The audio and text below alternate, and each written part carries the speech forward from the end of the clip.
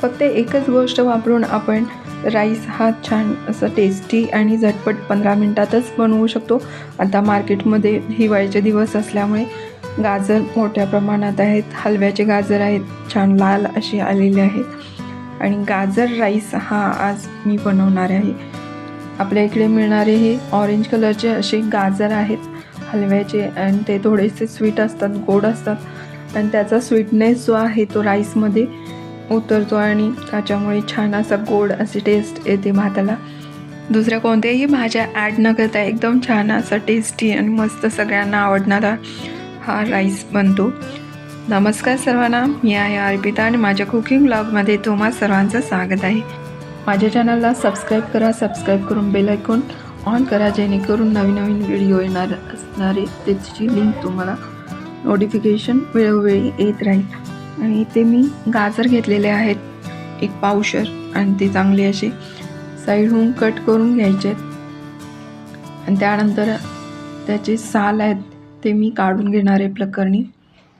हे असे साल काढल्यामुळे वरची जे छोटे छोटे धागे असतात गाजराला ते निघून जाण्यासाठी असं आपण वरचं साल हे काढूनच घ्यायचं आहे। आणि आता हे गाजर किसण्यासाठी मोठ्या खिसणीचा मी यूज केलेला आहे। मोठ्या खिसणीमुळे थोडंसं मोठं खिसून असा खिस पडतो आणि त्याच्यामुळे छान असं राईसमध्ये हे दिसते। एकदम बारीक खिसणी घेतला तर त्याचं थोडंसं पाणी होणार गाजराचं, त्यामुळे असं मोठ्या खिसणीचाच यूज करायचा आहे जेणेकरून राईसमध्ये खूप छान असं दिसेल।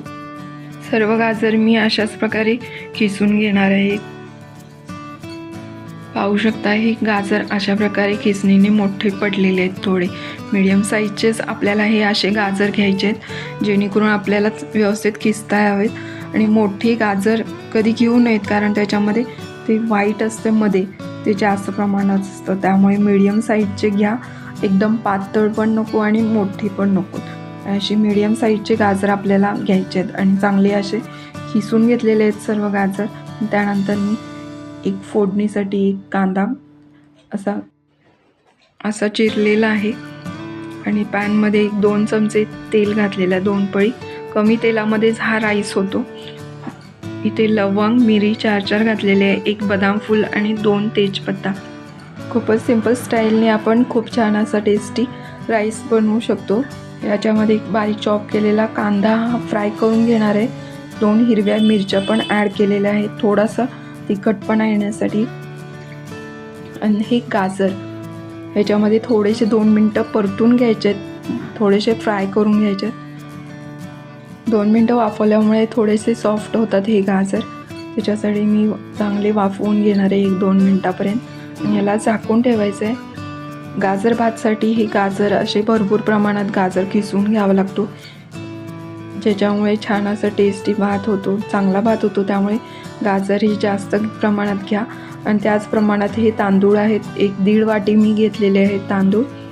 कोणताही लांबडा तांदूळ तुम्ही घेऊ शकता, शक्यतो अखंड तांदूळच घ्या जेणेकरून छान असं चांगला राईस होतो। हा गाजराचा स्वीटनेस या राईसमध्ये उतरल्यामुळे एकदम छान असा स्वीट असा टेस्ट येते या राईसला। आणि लहान जी मुलं तिखट खात नाहीत त्यांच्यासाठी तर खूप छान असं भात नक्कीच आवडणारा आहे त्यांना।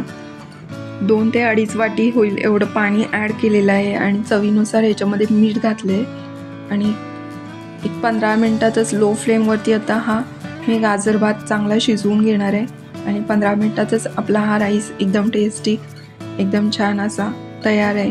पूर्ण असा फुललेला आहे राईस, पाहू शकता एकदम छान असा गाजर पुलाव, गाजर राईस हा चांगला असा फुललेला आहे आणि छान असा मोकळा झालेला आहे, सुट्टा झालेला आहे भात राईस छान।